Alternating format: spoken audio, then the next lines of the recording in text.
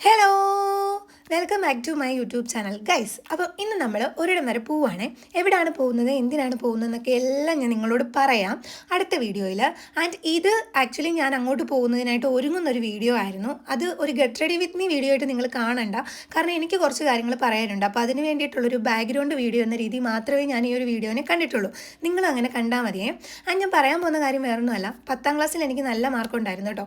ഇതെന്തിനാണ് ഞാനിവിടെ പറയുന്നതെന്ന് ഞാൻ പറയാം. എനിക്ക് മാർക്കെന്ന് പറഞ്ഞാൽ നല്ല മാർക്കുണ്ടായിരുന്നു. 9A+ ഒരു A ആണ് എനിക്ക് കിട്ടിയത്. അതുകൊണ്ട് തന്നെ നാട്ടുകാരും വീട്ടുകാരും കൂടെ എന്നെ പിടിപ്പിച്ച് സയൻസ് എടുപ്പിച്ചു. ആൻഡ് സയൻസ് എടുത്തു കഴിഞ്ഞപ്പോൾ എനിക്കൊരു കാര്യം മനസ്സിലായി, തുമ്പിയം കൊണ്ട് കല്ലെടുക്കുന്ന പോലെയാണ് ഈ ഒരു സയൻസ് എന്ന് പറയുന്നത്. പക്ഷേ കഷ്ടപ്പെട്ട് പഠിച്ചല്ലേ പറ്റുള്ളൂ. അങ്ങനെ ഞാൻ കഷ്ടപ്പെട്ട് പഠിച്ച് പാസ്സായി, നല്ലൊരു മാർക്കും കിട്ടി. ആൻഡ് ഇഷ്ടപ്പെട്ട ഡിഗ്രിക്ക് വെച്ചെങ്കിലും എന്തുകൊണ്ടാണെന്ന് അറിയത്തില്ല, എനിക്കത് കിട്ടിയിട്ടുണ്ടായിരുന്നില്ല.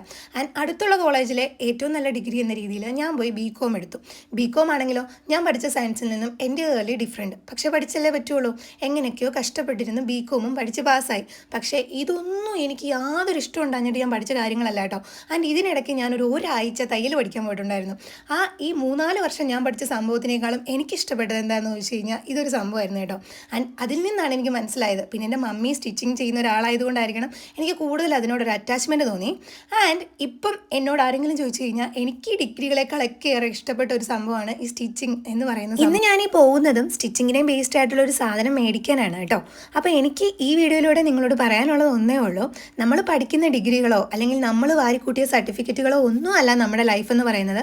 നമുക്ക് ഇഷ്ടമുള്ള കാര്യങ്ങൾ ചെയ്യാൻ പറ്റുവെച്ചാൽ ചെയ്യുക, നമ്മുടെ പാഷനെ ഫോളോ ചെയ്യുക, അത് എത്ര വയസ്സായാലും. ഇത്രേ എനിക്ക് പറയാനുള്ളൂ. അപ്പോൾ എന്താണ് സംഭവം എന്ന് അടുത്ത വീഡിയോ പറയാം. അതുവരേക്കും ബൈ ബൈ.